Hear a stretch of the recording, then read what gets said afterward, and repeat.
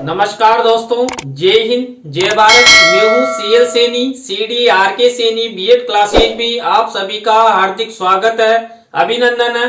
दोस्तों, हमारे इस चैनल के माध्यम से आप सभी के लिए आपका जो बीएड पाठ्यक्रम है, आपका जो डीएड पाठ्यक्रम है, बीए बीएड बीएससी पाठ्यक्रम है, उन पर हमारे द्वारा टॉपिक टू टॉपिक वीडियो बनाकर आपको समझाने का प्रयास किया जाता है।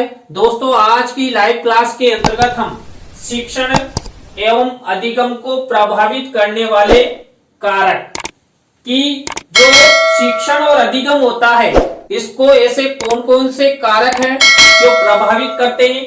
दोस्तों, यह टॉपिक आपके सीटेट, आपके रिट, आपकी सेकंड ग्रेड के लिए बहुत उपयोगी टॉपिक है। तो आप सब हमारी क्लास के अंत तक जरूर बने रहें और पूरा वीडियो देखें। देखिए दोस्तों, जो शिक्षण एवं अधिगम के कारक होते हैं, उन कारकों को हम यहाँ पर डिवाइड करके आपको समझाने का प्रयास करेंगे। दोस्तों, जो शिक्षण और अधिगम होता है, इस शिक्षण और अधिगम को यदि हम संयुक्त रूप से अध्ययन करते हैं तो इसके 5 अंग माने जाते हैं। दोस्तों, मैं आपको बता दूं, यहाँ पर शिक्षण अधिगम से संबंध बनाए हुए रखता है और अधिगम शिक्षण से संबंधित बनाए हुए रखता है। दोस्तों, यहाँ पर कक्ष में जब एक अध्यापक के द्वारा शिक्षण करवाया जाता है तो छात्र छात्राओं को अधिगम होता है, और दोस्तों जब अधिगम होता है तभी शिक्षण की सफलता होती है और छात्र छात्राओं का ज्ञान बढ़ता है। तो दोस्तों, यहाँ पर देखिए, जो शिक्षण और अधिगम के जो 5 अंग है वो कौन कौन से हैं। पहला होता है अधिगम करने वाला। तो अधिगम करने वाला कौन होता है? अधिगम करने वाला होता है छात्र, जिसे हम इंग्लिश में स्टूडेंट्स कहते हैं। इसके बाद होता है अधिगम कराने वाला। देखिए, अधिगम कराने वाला कौन होता है? शिक्षक, यानी कि टीचर्स होता है, जो छात्र छात्राओं को अधिगम करवाता है। किसके माध्यम से? शिक्षण अधिगम प्रक्रिया के माध्यम से। इसके बाद सिखाई जाने वाली पाठ्य वस्तु। देखिए, कक्ष में एक अध्यापक छात्र छात्राओं के शिक्षण के दौरान छात्र छात्राओं में अधिगम हेतु पाठ्य वस्तु का प्रयोग करता है, यानी कंटेंट का प्रयोग करता है, जिनके माध्यम से जो शिक्षक है वो कक्ष में शिक्षण अधिगम प्रक्रिया को प्रभावी रूप से लागू करता हुआ छात्र छात्राओं को अधिगम करवाने का प्रयास करता है। इसके बाद 4th नंबर का अंग शिक्षण विधि, यानी कि टीचिंग मेथड्स, यानी कि जो कक्ष में शिक्षक द्वारा छात्र छात्राओं को पाठ्य वस्तु पढ़ाई जाती है, इस पाठ्य वस्तु के प्रेजेंटेशन में शिक्षक द्वारा कौन कौन सी शिक्षण विधियां प्रयोग में ली गई और उन शिक्षण विधियों का शिक्षण और अधिगम पर क्या प्रभाव पड़ता है, इसके बारे में हम चर्चा करेंगे। इसके बाद देखिए, 5वां कारक है, 5वां अंग माना गया है शिक्षण अधिगम का पर्यावरण, यानी कि जो टीचिंग लर्निंग एनवायरनमेंट है ये कैसा होना चाहिए, यानी कि जो शिक्षण और अधिगम है इस पर वातावरण का क्या प्रभाव दिखाई देता है। तो दोस्तों, इन 5 अंगों के द्वारा हम आपको शिक्षण एवं अधिगम को प्रभावित करने वाले कारकों के बारे में हम आपसे चर्चा करेंगे। तो दोस्तों, यहाँ पर हम सबसे पहले देखिए, जो शिक्षण और अधिगम को प्रभावित करने वाले कारक है, इनके अंतर्गत हम पहले पॉइंट के रूप में यहाँ पर छात्र छात्राओं से संबंधित कारकों का अध्ययन करेंगे, क्योंकि यहाँ पर जो शिक्षण और अधिगम होता है इसको छात्र छात्रा अधिक प्रभावित करते हैं। तो यहाँ पर देखिए कौन कौन से ऐसे कारक हैं। यहाँ पर पहला कारक माना गया है छात्र छात्राओं की आयु एवं परिपक्वता। देखिए दोस्तों, जो कक्ष में एक शिक्षक द्वारा शिक्षण कार्य करवाया जाता है और छात्र छात्रा कक्ष के अलावा जो बाहरी माहौल में, बाहरी वातावरण में जो भी अधिगम करते हैं, उस अधिगम को बालकों की आयु एवं परिपक्वता प्रभावित करती है। अब देखिए दोस्तों, मान लीजिए कोई छात्र है, वो कक्षा 3 में अध्ययन करता है और उसे कक्षा 8 का पाठ्यक्रम दे दिया जाएगा तो वो अधिगम नहीं कर सकता। तो यहाँ पर जो शिक्षक का शिक्षण है वो अप्रभावी होगा। इसलिए यहाँ पर छात्र छात्राओं की आयु और उनकी परिपक्वता कक्षा के स्तर के अनुसार होनी चाहिए। उनका पाठ्यक्रम भी उनकी आयु एवं परिपक्वता के आधार पर ही रखा जाता है, तभी जाकर यहाँ पर जो शिक्षण है उस शिक्षण के माध्यम से छात्र छात्राओं को अधिगम होता है। दोस्तों, यदि बालकों की आयु कम है और परिपक्वता नहीं है तो शिक्षण और अधिगम जरूर प्रभावित होगा। इसी तरह दोस्तों यहाँ पर छात्र छात्राओं का शारीरिक एवं मानसिक स्वास्थ्य, देखिए दोस्तों, यदि छात्र छात्राओं का शारीरिक एवं मानसिक स्वास्थ्य अच्छा नहीं होगा तो शिक्षण एवं अधिगम प्रभावित होगा। एक शिक्षक द्वारा छात्र छात्राओं को कितना ही शिक्षण करवा दिया जाए, लेकिन यहाँ पर यदि छात्रों में शारीरिक दुर्बलता है या मानसिक स्वास्थ्य अच्छा नहीं है तो वो शिक्षण के माध्यम से अधिगम नहीं कर सकते। इसलिए यहाँ पर छात्र छात्राओं का शारीरिक एवं मानसिक स्वास्थ्य भी शिक्षण एवं अधिगम को प्रभावित करता है। इसी तरह दोस्तों यहाँ पर जो छात्र छात्रा होते हैं, इन छात्र छात्राओं की बुद्धि, रुचि, अवधान, अभिक्षमता एवं अभिवृत्ति भी शिक्षण एवं अधिगम को प्रभावित करती है। दोस्तों यहाँ पर यदि छात्रों की बुद्धि अच्छी है, छात्र छात्रा शिक्षण में रुचि लेते हैं, या छात्र छात्राओं का अवधान यानी कि शिक्षण के प्रति जो कक्ष में एक अध्यापक के द्वारा छात्रों को पढ़ाया जाता है, उस समय छात्र छात्रा एकाग्र चित्त होकर अध्यापक के द्वारा जो पढ़ाया जा रहा है उसका अवधान करेंगे, ध्यान करेंगे, और शिक्षक के द्वारा जो पढ़ाया जाता है उसको ग्रहण करने की अभिक्षमता होगी और छात्र छात्राओं की सकारात्मक अभिवृत्ति होगी, तभी जाकर शिक्षण प्रभावी हो सकता है। और शिक्षण प्रभावी होगा तो छात्र छात्राओं को अधिगम होगा। इसलिए यहाँ पर यदि किसी छात्र की या छात्रा की बुद्धि कमजोर है, या वो पढ़ने में रुचि नहीं लेते हैं, या कक्ष में उनका ध्यान नहीं रहता है, या शिक्षण को यानी कि ज्ञान को ग्रहण करने की क्षमता, अभिक्षमता उस छात्र छात्रा में नहीं है, और हमेशा छात्र छात्रा नकारात्मक अभिवृत्ति लिए हुए कक्ष में बैठे रहते हैं, तो छात्र छात्राओं को एक शिक्षक द्वारा जो भी कक्ष में पढ़ाया जाता है वो प्रभावी नहीं होगा। कुल मिलाकर छात्र छात्राओं का ज्ञान नहीं बढ़ेगा, छात्र छात्राओं में अधिगम नहीं होगा। इसलिए यहाँ पर बुद्धि, रुचि, अवधान, अभिक्षमता एवं अभिवृत्ति शिक्षण एवं अधिगम को प्रभावित करती है। इसी तरह दोस्तों यहाँ पर छात्र छात्राओं की अभिप्रेरणा का स्तर, देखिए दोस्तों, छात्र छात्राओं को जितना अधिक अभिप्रेरित किया जाएगा उतना ही छात्र छात्राओं में अधिगम होगा। एक कक्ष में शिक्षण के दौरान या परिवार में परिवारजनों द्वारा छात्र छात्राओं को जितना अधिक मोटिवेट किया जाएगा, अभिप्रेरित किया जाएगा, छात्र छात्रा उतना ही अधिगम करेंगे। तो कक्ष में शिक्षण के दौरान यदि शिक्षक द्वारा छात्र छात्राओं को अच्छा मोटिवेट किया जाता है, अभिप्रेरणा प्रदान की जाती है, अभिप्रेरित किया जाता है, तो शिक्षण प्रभावी होगा। तो शिक्षण प्रभावी होगा तो स्वाभाविक है छात्र छात्राओं में अधिगम होगा। यदि कक्ष में एक शिक्षक द्वारा सक्रियता न दिखाते हुए छात्र छात्राओं को अभिप्रेरणा प्रदान नहीं की जाती है, या परिवारजनों में परिवार के लोग संस्कारहीन है या शराबी है या कई तरह के गाली गलौज करते हैं, तो छात्र छात्राओं में नकारात्मक अधिगम होगा। तो हमेशा छात्र छात्राओं में सकारात्मक अधिगम कराने हेतु अभिप्रेरणा का सहारा लेना चाहिए, जिससे छात्रों का अधिगम हो और छात्र छात्रा अपने लक्ष्य को आगे ले जाते हुए अपना विकास कर सके। तो यहाँ पर छात्र छात्राओं का अभिप्रेरणा स्तर भी शिक्षण एवं अधिगम को प्रभावित करता है।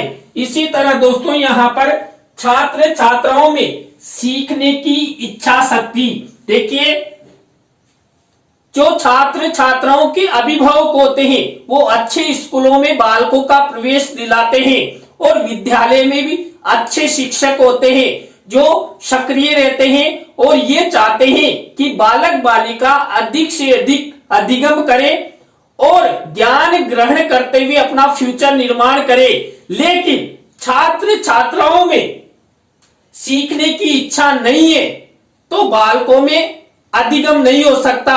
तो यहाँ पर दोस्तों जो छात्र छात्राओं में सीखने की इच्छा शक्ति भी शिक्षण एवं अधिगम को प्रभावित करती है। तो दोस्तों यहाँ पर ये पांचवा कारक है। इसी तरह दोस्तों जो छात्र छात्रा होते हैं इन छात्र छात्राओं में जो सीखने की तत्परता होती है, यानी कि जितना छात्र शिक्षण के प्रति या बाहरी वातावरण में सीखने के प्रति तत्पर रहेगा, सक्रिय रहेगा, ज्ञान को ग्रहण करने की कोशिश करेगा, उतना ही छात्र में अधिगम अधिक होगा, ज्ञान विकसित होगा।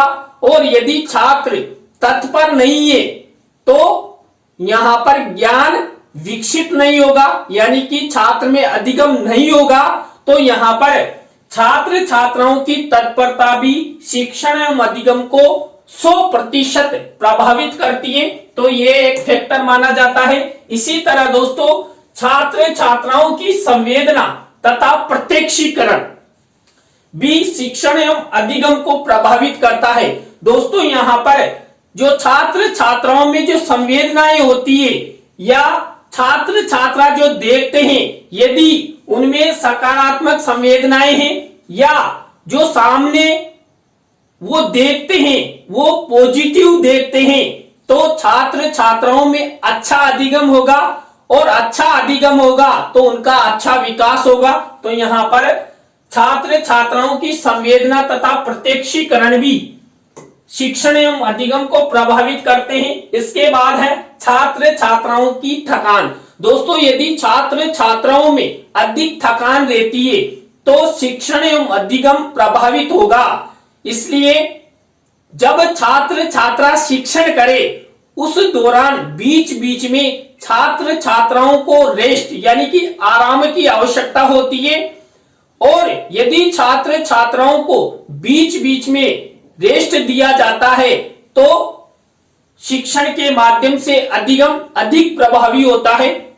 यदि छात्र छात्रा थकान का अधिक अनुभव करते हैं तो देखिए कक्ष में जो शिक्षक द्वारा जो पढ़ाया जाता है वो उनके मस्तिष्क में कभी संग्रहित नहीं होगा, यानी कि स्मृत नहीं कर सकते। इसलिए छात्र छात्राओं की थकान भी शिक्षण एवं अधिगम को प्रभावित करती है। इसी तरह दोस्तों छात्र छात्राओं द्वारा पर्याप्त भोजन न लेना भी क्या होता है, यदि छात्र छात्रा पर्याप्त भोजन नहीं लेंगे तो उनका शिक्षण एवं अधिगम प्रभावित होगा। दोस्तों यहाँ पर यदि छात्र छात्रा पर्याप्त मात्रा में उचित पोषण युक्त भोजन ग्रहण करते हैं तो उनमें शारीरिक प्रबलता आएगी, उनका मानसिक स्वास्थ्य अच्छा रहेगा और वो क्षमतावान बनेंगे।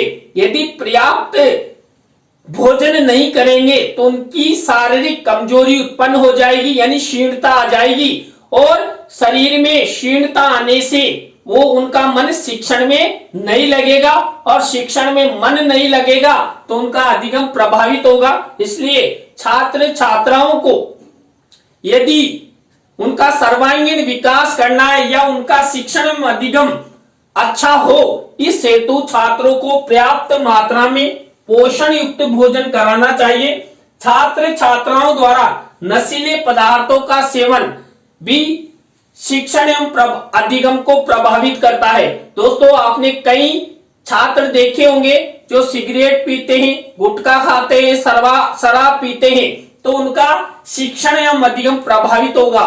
क्यों? क्योंकि उनका मन तो खाने पीने में ही रह जाएगा, शिक्षण में नहीं रहेगा। इसलिए यहाँ पर छात्र छात्राओं द्वारा यदि नशीले पदार्थों का सेवन किया जाता है तो उनका शिक्षण एवं अधिगम दोनों प्रभावित होंगे। तो दोस्तों ये 10 कारण है जो शिक्षण एवं अधिगम को प्रभावित करते हैं, और ये कारक किनसे संबंधित है?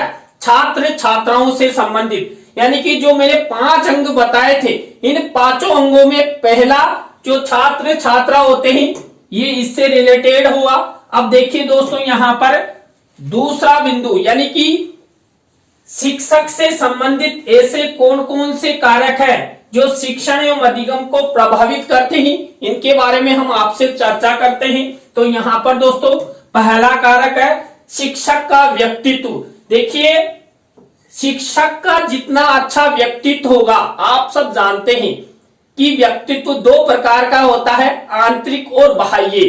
तो यहां पर दोस्तों जो शिक्षक होता है, इस शिक्षक का आंतरिक और बाह्य दोनों प्रकार का व्यक्तित्व अच्छा होना चाहिए, जिससे छात्र छात्रा उसके प्रति आकर्षित हो, और जब वो शिक्षक कक्ष में पढ़ाए तो छात्र छात्रा ध्यान पूर्वक उसके द्वारा जो भी पाठ्य वस्तु पढ़ाई जाती है उसको वो ग्रहण करे, और ग्रहण करते हुए वो अच्छा अधिगम करे।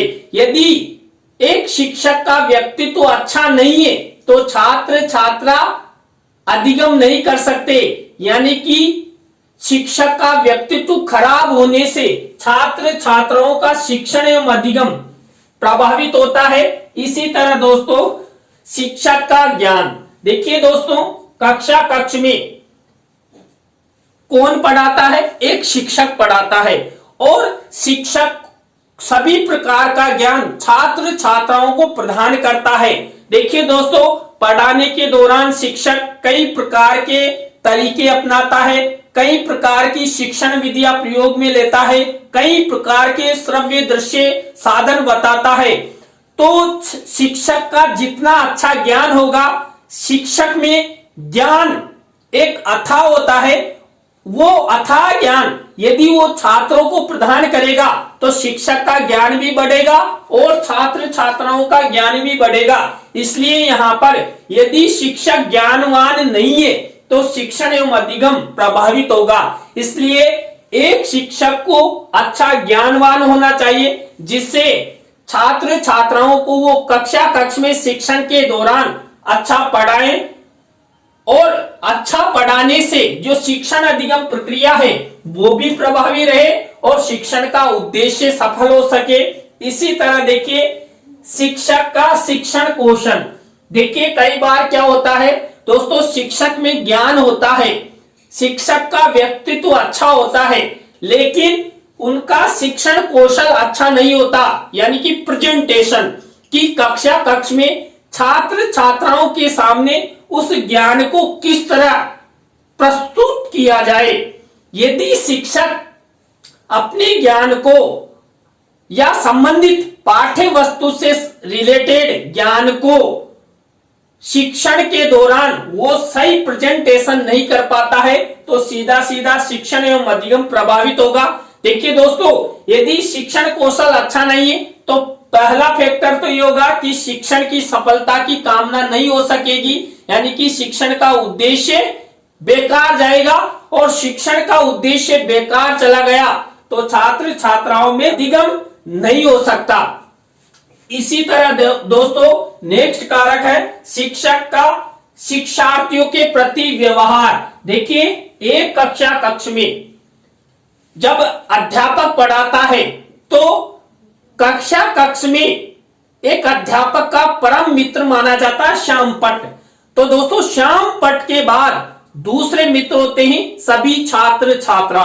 देखिए दोस्तों, यदि शिक्षक द्वारा छात्रों के साथ अच्छा व्यवहार किया जाएगा, उनके साथ सहानुभूति अपनाई जाएगी, प्रेम पूर्वक छात्रों को समझाया जाएगा तो शिक्षण जरूर सफल होगा। लेकिन कई शिक्षक क्या होते हैं, कक्ष में छात्र छात्राओं को डांटते हैं, पीटते हैं, क्रोध करते हैं। तो इस तरह करने से जो शिक्षण है वो प्रभावित होगा, और शिक्षण प्रभावित होगा तो क्या होगा, छात्र छात्राओं को अधिगम नहीं होगा। इसलिए शिक्षक का व्यवहार अच्छा होना चाहिए। व्यवहार कुशल एक शिक्षक को छात्रों के साथ अच्छी मित्रता, अपनाते हुए ही शिक्षण कार्य करवाना चाहिए। तो दोस्तों यदि शिक्षक का शिक्षार्थियों के प्रति व्यवहार अच्छा नहीं है तो शिक्षण एवं अधिगम जरूर प्रभावित होगा। इसी तरह दोस्तों शिक्षक को निर्देशन तथा परामर्श संबंधी ज्ञान, देखिए दोस्तों आपने कई बार देखा होगा कि शिक्षकों को भी कई प्रकार के निर्देशन मिलते हैं, उनको परामर्श मिलते हैं। क्यों? क्योंकि आधुनिकता के अनुसार, समय और परिस्थिति के अनुसार एक शिक्षक छात्र छात्राओं को शिक्षण करवाता है, नए नए श्रव्य दृश्य उपयोग में लाता है। रिफ्रेशर कोर्स का नाम आपने सुना होगा, यानी कि छात्रों को, शिक्षक को रिफ्रेश किया जाता है, यानी कि जो नई तकनीक आई है या नई शिक्षण विधि आई है उसकी ट्रेनिंग एक शिक्षक को प्रदान की जाती है। तो यहाँ पर जो शिक्षक को निर्देशन और परामर्श मिलता है, उसी तरह एक शिक्षक द्वारा भी छात्रों को अच्छा निर्देशन और परामर्श देना चाहिए, जिससे शिक्षण एवं अधिगम अच्छा बने। यदि शिक्षक का निर्देशन एवं परामर्श सही नहीं है तो क्या होगा? शिक्षण प्रभावित होगा, और शिक्षण प्रभावित होगा तो अधिगम 100% प्रभावित होगा, यानी कि शिक्षण अधिगम प्रभावित होगा। ये दोस्तों शिक्षक से संबंधित कारक हैं जो शिक्षण एवं अधिगम को प्रभावित करते हैं। इसी तरह दोस्तों अब हम थर्ड नंबर का जो हमारा अंग था, यानी कि पाठ्य वस्तु से संबंधित कारक, पाठ्य वस्तु से संबंधित ऐसे कौन कौन से कारक हैं जो शिक्षण एवं अधिगम को प्रभावित करते हैं। तो दोस्तों यहाँ पर पहला कारक देखिए, पाठ्य वस्तु की प्रकृति। देखिए जब कक्ष में एक शिक्षक द्वारा छात्र छात्राओं को जो विषय वस्तु पढ़ाई जाती है, या हमारी पाठ्यक्रम निर्माण समिति द्वारा जो कक्षा स्तर अनुसार या छात्रों की आयु के अनुसार उनकी परिपक्वता के आधार पर जो पाठ्य सामग्री समायोजित की जाती है, उसकी प्रकृति अच्छी है तो छात्र छात्राओं का शिक्षण अच्छा होगा, उनमें अच्छा अधिगम होगा। और यदि छात्र छात्राओं के लिए जो पाठ्यक्रम निर्धारित है, जो पाठ्य वस्तु निर्धारित है, उसकी प्रकृति छात्रों के अनुसार नहीं है। वर्तमान में दोस्तों आप सब जानते हैं कि शिक्षण बाल केंद्रित हो गया है। बालकों की अभिवृत्तियों, रुचियों और क्षमताओं को देखकर ही एक शिक्षक द्वारा कक्ष में पढ़ाया जाता है। तो दोस्तों जो पाठ्य वस्तु की प्रकृति छात्रों के लिए उपयोगी नहीं होगी, सकारात्मक नहीं होगी, तो शिक्षण एवं अधिगम जरूर प्रभावित होगा। इसी तरह दोस्तों दूसरा फैक्टर है पाठ्य वस्तु का संगठन। देखिए कक्ष में एक कक्षा के लिए जो संपूर्ण छात्र छात्राओं के लिए जो पाठ्यक्रम निर्धारित किया जाता है, उस पाठ्यक्रम की जो पाठ्य वस्तु है उसका संगठन छात्र छात्राओं के लिए कितना उपयोगी है, कितना लाभदायक है, कितना फ्यूचरकृत है, वो सब यहाँ पर प्रभावित करता है। यदि पाठ्य वस्तु का संगठन अच्छा है तो शिक्षण की सफलता की कामना की जा सकती है, और शिक्षण की सफलता की कामना यानी कि शिक्षण अच्छा होगा तो अधिगम स्वाभाविक छात्र छात्राओं में जरूर होगा। इसी कारण से पाठ्य वस्तु का संगठन अच्छा होना चाहिए। इसी तरह दोस्तों यदि कक्ष में एक शिक्षक द्वारा जो विषय वस्तु उपयोग में लाई जाती है ये अर्थपूर्ण नहीं है तो शिक्षण एवं अधिगम प्रभावित होगा। देखिए कई बार आपने देखा होगा कई श्लोक ऐसे होते हैं जो छात्र छात्राओं के समझ में नहीं आता है, लेकिन एक शिक्षक उन श्लोकों या दोहों के अर्थ ऐसे तरीके से प्रस्तुत करता है जिससे छात्रों को तुरंत समझ में आ जाए। तो यहाँ पर जो छात्र छात्राओं के लिए जो विषय वस्तु उपयोग में ली जाती है ये विषय वस्तु अर्थपूर्ण होनी चाहिए। यदि विषय वस्तु अर्थपूर्ण होगी तो शिक्षण एवं अधिगम अच्छा होगा, और यदि विषय वस्तु अर्थपूर्ण नहीं है तो शिक्षण एवं अधिगम प्रभावित होगा। इसी तरह दोस्तों नेक्स्ट फैक्टर है पाठ्य वस्तु का जीवन से संबंध। दोस्तों जो कक्ष में छात्र छात्राओं को जो पाठ्य वस्तु पढ़ाई जाती है इसका संबंध छात्र छात्राओं के जीवन से होना चाहिए। यदि छात्र छात्राओं के जीवन से विषय वस्तु पाठ्य वस्तु का संबंध नहीं है, यानी कि बालक बालिकाओं को जो विषय वस्तु पढ़ाई जाती है वह विषय वस्तु छात्र छात्राओं के फ्यूचरकृत जीवन को आगे ले जाए, उनका विकास करे, एक उद्देश्यता को पूरा करने का प्रयास करे, वही अच्छी विषय वस्तु होती है। तो यहाँ पर यदि पाठ्य वस्तु या विषय वस्तु छात्र छात्राओं के जीवन से संबंध नहीं है तो वहां पर शिक्षण एवं अधिगम प्रभावित होगा, यानी कि छात्र छात्रा ना तो अच्छा शिक्षण कर सकेंगे और ना ही अच्छा अधिगम कर सकेंगे। इसी तरह दोस्तों पाठ्य वस्तु का कठिनाई स्तर, देखिए मैंने आपको शुरू में भी बताया था कि जो छात्र छात्राओं के लिए पाठ्यक्रम में जो पाठ्य वस्तु रखी जाती है उस पाठ्य वस्तु का स्तर कठिनता युक्त होगा तो छात्र छात्राओं का शिक्षण एवं अधिगम प्रभावित होगा। और यदि छात्र छात्राओं के लिए जो पाठ्य वस्तु उपयोग में लाई जाती है वो सरल होगी, संक्षिप्त होगी, तो छात्र छात्रा अच्छा अधिगम कर पाएंगे। इसलिए यहाँ पर पाठ्य वस्तु का कठिनाई स्तर भी शिक्षण एवं अधिगम को प्रभावित करता है। इसी तरह दोस्तों यहाँ पर नेक्स्ट जो फैक्टर है, यानी कि 4th नंबर का जो हमारा बिंदु है इसके बारे में हम चर्चा करते हैं। दोस्तों यहाँ पर शिक्षण विधि से संबंधित कारकों के बारे में हम चर्चा करेंगे कि शिक्षण विधि भी शिक्षण एवं अधिगम को कैसे प्रभावित करती है, ऐसे कौन कौन से फैक्टर हैं जो शिक्षण एवं अधिगम को प्रभावित करते हैं। दोस्तों यहाँ पर है शिक्षण विधि की उपयुक्तता। देखिए कक्ष में शिक्षण के दौरान एक अध्यापक के द्वारा जितनी अच्छी शिक्षण विधि उपयोग में ली जाएगी, यानी कि छात्र छात्राओं के लिए उपयोगी होगी, उसी के माध्यम से छात्र छात्रा अच्छा शिक्षण कर सकेंगे और अच्छा शिक्षण करेंगे तो स्वाभाविक अधिगम अच्छा होगा।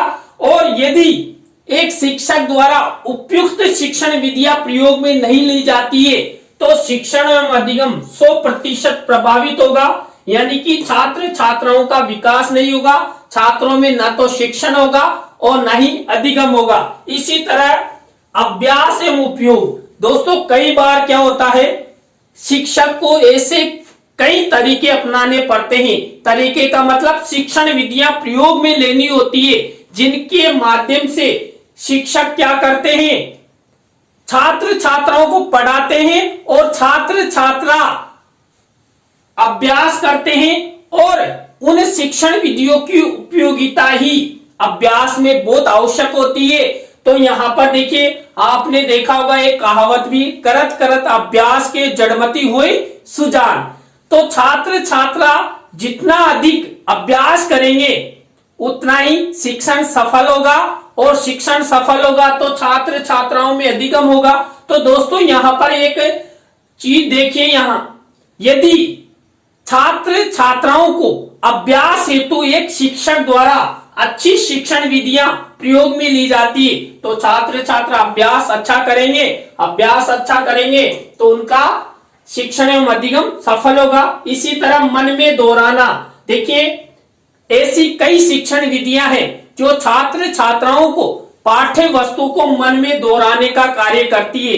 यदि आपने देखा होगा कि एक छात्र कक्ष में जब पाठ्य वस्तु को जोर जोर से अपने मुंह से बोलता है तो ऊर्जा का व्यय भी ज्यादा होता है। यदि छात्र उस पाठ्य वस्तु को मन ही मन अध्ययन करता है, यानी कि मन में पढ़ता है, तो अधिक भी पढ़ेगा, उसके मस्तिष्क में ग्रहण भी होगी और ऊर्जा भी खत्म होगी। देखिए दोस्तों अभी मैं मुंह से बोल रहा हूं ना तो मेरी ऊर्जा का व्यय हो रहा है। यदि मैं इस विषय वस्तु को मन ही मन में पढ़ूंगा तो ऊर्जा भी खत्म नहीं होगी और अधिक भी पढ़ूंगा। तो दोस्तों एक शिक्षक को तो देखिए पढ़ाने के लिए, छात्रों को समझाने के लिए मुंह से बोलना ही पड़ता है, यानी कि शिक्षक का भाषण कौशल, वाचन कौशल अच्छा होना चाहिए। यदि शिक्षक द्वारा छात्र छात्राओं के सामने कक्षा अनुरूप वाणी निकाली जाती है, यानी कि पीछे हुए बैठे हुए छात्र भी शिक्षक की वाणी को सुने तो शिक्षण की कामना और प्रत्येक छात्र तक शिक्षक की आवाज जाएगी। तो यहां पर मन में दोहराना यह भी एक फैक्टर है जो शिक्षण एवं अधिगम को प्रभावित करता है। परिणाम की जानकारी, देखिए कई बार क्या होता है, कई शिक्षण विधियों के माध्यम से छात्र छात्राओं को जो परिणाम मिलता है उस परिणाम की जानकारी होने पर भी क्या होता है, शिक्षण एवं अधिगम प्रभावित होता है। इसी तरह दोस्तों शिक्षण साधन एवं तकनीकी का प्रयोग, यदि शिक्षण के दौरान एक शिक्षक द्वारा शिक्षण साधनों यानी श्रव्य दृश्य साधनों या तकनीकी संसाधनों का प्रयोग नहीं किया जाता है तो शिक्षण एवं अधिगम प्रभावित होते हैं।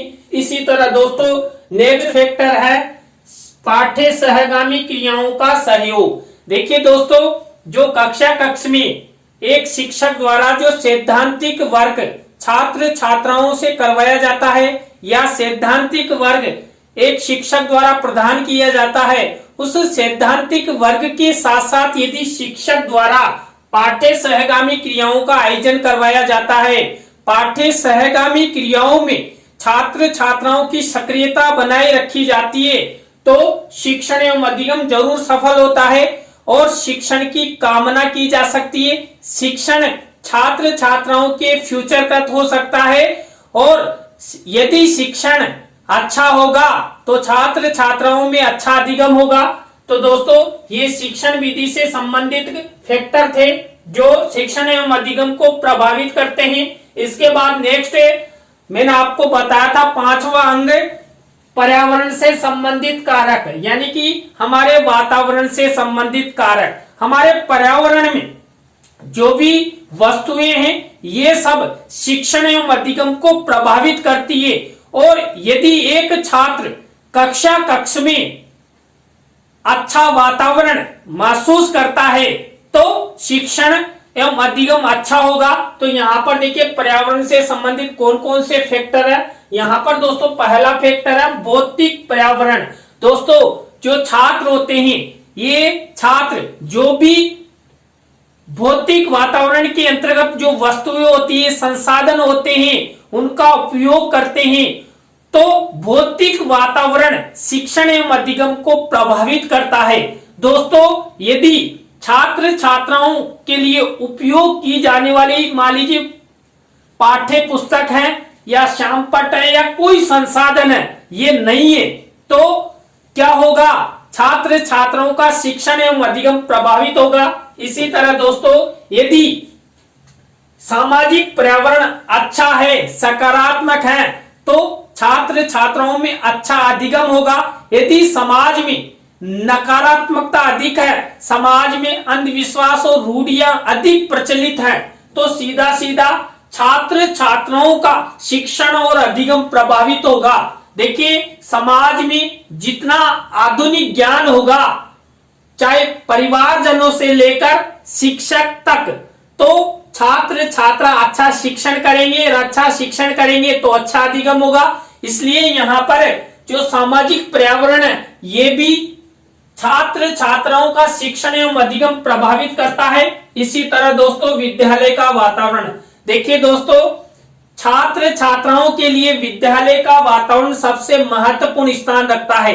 यदि विद्यालय ऐसे स्थान पर है जहां पर कई प्रकार के कल कारखाने हैं या अशांति का माहौल है या पास ही कोई शराब की दुकान है तो वहां का वातावरण अच्छा नहीं होगा और विद्यालय में पढ़ने वाले जो छात्र छात्रा हैं उनका शिक्षण और अधिगम दोनों ही प्रभावित होंगे।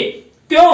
क्योंकि शिक्षण के दौरान यदि एक शिक्षक द्वारा जो पढ़ाया जाता है और बाहर से कल कारखानों की आवाज आ रही है या कोई शराबी उगदड़ कर रहा है तो छात्रों में जो शिक्षण होना चाहिए वो वहां पर बाधा हो जाएगी। क्यों? क्योंकि बाहर से आवाज आ रही है।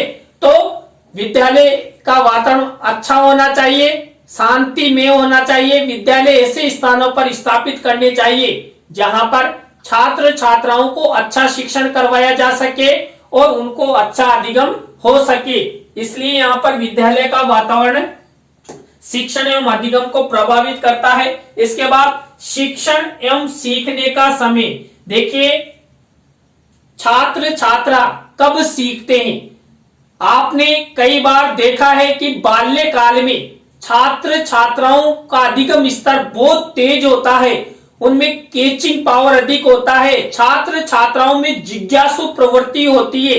यदि समय रहते छात्र छात्राओं को शिक्षण करवाया जाए या अधिगम यानी कि सीखने का उपयुक्त समय चुना जाए, मान लीजिए कोई छात्र 15 साल का हो गया और उसको कक्षा 1 में प्रवेश दिलाया जाएगा, तो वहां पर वो समय सीखने का उचित समय नहीं है। यानी कि बालक 5 या 6 साल का होते ही उसे विद्यालय में प्रवेश दिलाना चाहिए। वही छात्र छात्राओं का जो शिक्षण आरंभ करने का सही समय माना जाता है। अब मान लीजिए कोई छात्र 2 ही साल का है और उसे विद्यालय में प्रवेश करा दिया जाता है, तो छात्रों में अच्छा अधिगम नहीं होगा। क्यों? क्योंकि वहां पर छात्र छात्राओं को सीखने की उम्र नहीं है, उनकी उम्र नहीं है और उनमें परिपक्वता भी नहीं है। इसलिए शिक्षण एवं सीखने का समय भी शिक्षण एवं अधिगम को प्रभावित करता है। इसके बाद है थकान एवं विश्राम। दोस्तों, आपने कई बार देखा होगा कई छात्र थकान महसूस करते हैं, कई छात्रों को विश्राम नहीं मिलता है। तो यदि छात्रों में थकान एवं विश्राम से संबंधित कोई ऐसे फैक्टर हैं, वो सीधे सीधे शिक्षण एवं अधिगम को प्रभावित करते हैं। तो दोस्तों, आज की लाइव क्लास के अंतर्गत हमने शिक्षण एवं अधिगम को प्रभावित करने वाले कारकों के बारे में आपसे चर्चा की। देखिए दोस्तों, आज क्लास भी बहुत लंबी हो चुकी है, आपको भी लग रहा होगा, लेकिन यह टॉपिक आपके लिए अति महत्वपूर्ण है। तो दोस्तों, आज की लाइव क्लास अच्छी लगी हो तो लाइक करें, कमेंट्स करें और शेयर जरूर करें दोस्तों। और आप सब इसी तरह हमारे चैनल का सपोर्ट बनाए रखें। और दोस्तों, आप भी चाहते हैं कि सैनी सर द्वारा हमारे बीएड पाठ्यक्रम, हमारे डीएड पाठ्यक्रम, बीए बीएड या बीएससी पाठ्यक्रम पर हमारे पाठ्यक्रमों पर टॉपिक लेते हुए वीडियो बनाए जाए, तो आप दोस्तों हमारे इस हेल्पलाइन नंबर पर आपके पाठ्यक्रम से संबंधित कंटेनों को जरूर सेंड करें। हम आपसे बातचीत करेंगे, तत्पश्चात उन टॉपिक्स पर वीडियो बनाकर लाइव क्लास के माध्यम से आप सबके लिए प्रस्तुत करेंगे। तो दोस्तों, आज की लाइव क्लास में बस इतना ही। न्यू लाइव क्लास के साथ हम आपसे फिर मिलेंगे CDRK सैनी बीएड क्लासेज पर। जय हिंद, जय भारत, राम राम सा।